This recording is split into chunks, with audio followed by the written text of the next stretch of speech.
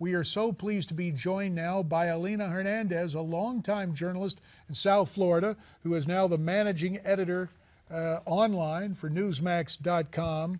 Alina, you've grown up around this. You've seen this. What's your reaction to the news today? Well, frankly, I think it's pretty expected. I think this is something that the Obama administration wanted to do. He said he wanted to do it. I think we saw the infamous handshake some months back, and I think this is expected. The embargo has not really been working. The U.S. has been the only nation really to enforce it. So I think that this was pretty much expected. Alina, this is a huge policy shift from when you opened the first news bureau in Havana in 2011 under Clinton administration. Talk to us about that. In 2000, it was under the Clinton administration, and the talks began under the Clinton administration. The Cubans were very eager to change the perspective in American politics towards Havana. They were very eager to begin business relations. They were very eager to establish ties with some of the farming states. Unfortunately, that all fell very quickly by the wayside when they began to also restrict some of the freedoms of their people.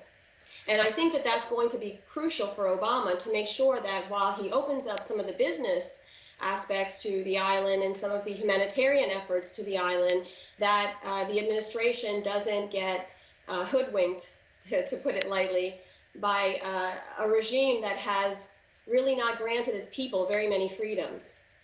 Well, mindful of that, and just a little housekeeping note here, you established that bureau back in 2001 while you worked for the Tribune Company, but I'm interested in the minute that remains, your personal perspective. Yes, you're a journalist, but you're a Cuban American who was born in Cuba.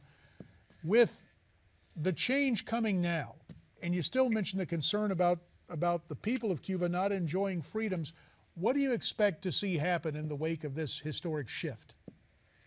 Well, I think that if they follow through with things like opening up internet access, people in Havana really have very restricted access to the internet, for example. I think that the more that the administration pushes for the opening up of information, I believe that that's going to help Cubans see exactly what they're missing. Cubans really are very sheltered. And I think that anything that brings more people there, opens up communications, will be a good thing. But we can't pretend that this is a regime that, has been particularly open to its people. And not only has it not been open to its people, you wonder, would they restrict the internet a la China or one of those nations?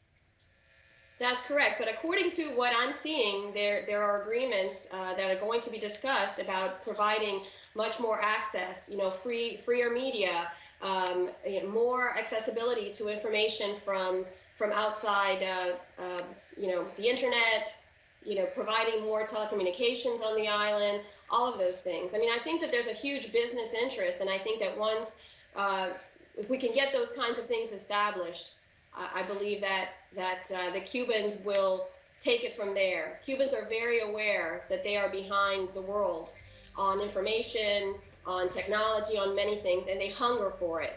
Fair enough. On that note, Alina Hernandez, the online managing editor for Newsmax.com, we thank you for your insights. Coverage of this major story all day long, coming up next with Midpoint. For now, stay brave, stay free, stay tuned.